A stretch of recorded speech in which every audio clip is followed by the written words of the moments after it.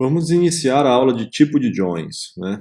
Na aula anterior, nós vimos o princípio básico de como os bancos relacionais e o MySQL trabalham na questão de como relacionar duas ou mais tabelas, né? Na aula de hoje, nós vamos ver um pouquinho mais de detalhes sobre os tipos de junções de tabelas, né? O que nós vamos ver na aula de hoje? Nós vamos ver um pouco sobre teoria de conjuntos e os quatro tipos principais de join. O inner join, o mais comum de todos. Aí depois dele o left, o right e o full join. Como verificar isso no MySQL. E nas aulas seguintes nós vamos ver como implementar isso no MySQL.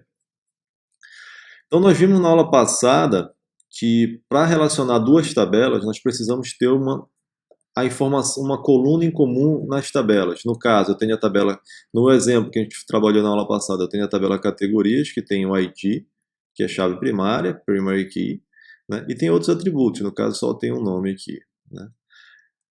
Na tabela produtos, eu tenho também um ID, que é chave primária, primary key, e a coluna, que faz o relacionamento com a tabela categorias, na tabela produtos ela é chamada de foreign key ou chave estrangeira. Isso nada mais quer dizer que é essa coluna em outra tabela é chave primária. Então, na hora de fazer um insert, o banco vai verificar se existe a chave que eu estou tentando inserir na tabela primária. Se não existir, ele vai dar um erro.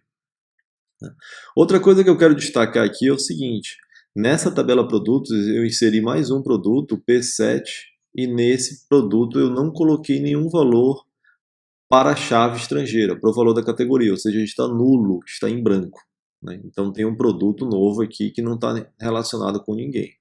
Assim como na tabela categorias eu tenho uma categoria nova, C4. E se você olhar aqui em toda a minha tabela, produtos, não existe nenhuma relação com essa categoria. Então eu tenho duas coisas diferentes. Um produto que não está relacionado com nenhuma categoria e uma categoria que não tem nenhum produto relacionado com ela.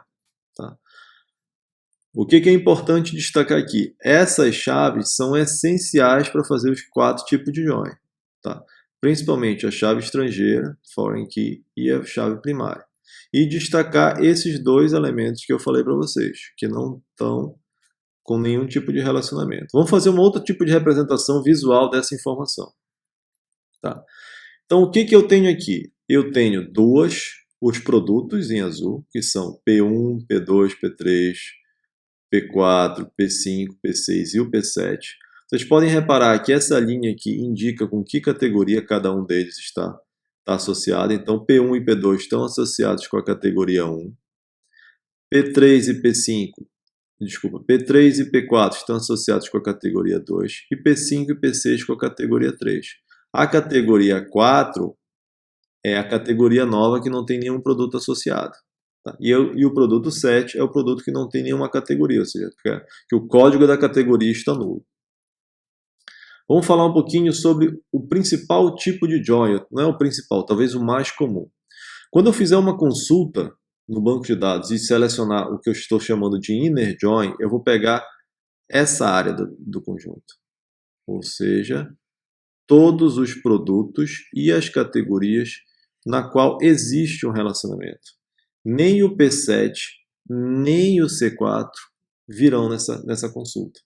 No inner join, eu só pego a interseção entre eles, correto? No left join, além da interseção, além do inner join, além desses caras aqui que são interseção, eu pego o que está na esquerda da minha consulta, o left, ou seja, o P7. O C4 não virá na consulta do left join. Seguindo a mesma lógica, o right join faz o contrário. Ele pega todo mundo que está na interseção, mais quem está na direita. E esquece quem está aqui na esquerda.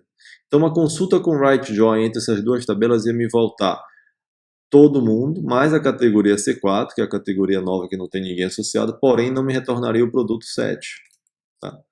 E o full join, como vocês devem estar imaginando agora, me retorna todo mundo nessa consulta. Correto? Então, só para relembrar aqui essa visualização, o inner join volta a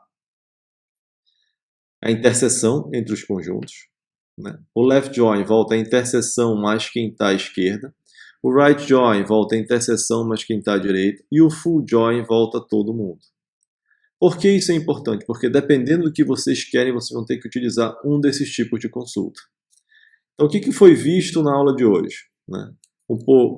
Relembrando um pouco da teoria de conjuntos, falamos do inner join, que é o mais comum de todos, o left join, o right join e o full join. Agora, na próxima aula, nós vamos implementar o inner join. Até lá!